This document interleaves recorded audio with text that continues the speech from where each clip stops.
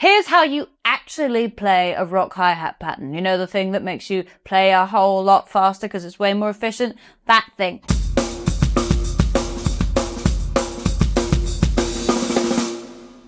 I'm seeing an awful lot of this.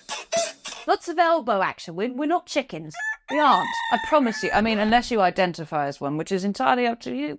You've grown, you can do what you like. So first of all, allow me to break this down for you. Most of the time, we're playing eighth notes on the hi-hat when we're playing groove. And when we begin, we usually end up on one surface. Either we're on top or we're on the side with the shoulder of the stick. But this can get pretty tiring pretty quick. So to make this whole process a lot more efficient, we go for a downstroke on the edge, like so. And on the way back up, we get a note for free because, lift from the wrist, we're naturally already at an angle at which it's very easy to tap the hi-hat on the way up. So, downstroke, lift from the wrist, and what you do is just a little on the way up while you're ready to do the next hit. You see this motion up here.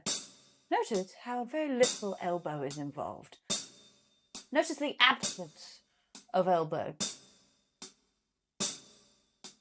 Also, just to get a little bit of punch out of that second one, I do use my fingers just a little bit to get a little bit of extra summit.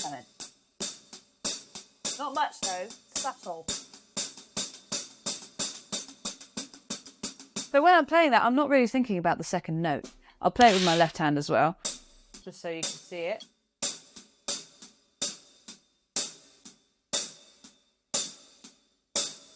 So notice how that lift in the wrist causes that little It gives us a little tap on the hi-hat. So there you have it. Efficiency is at your fingertips. It's been unlocked. Speed is unlocked.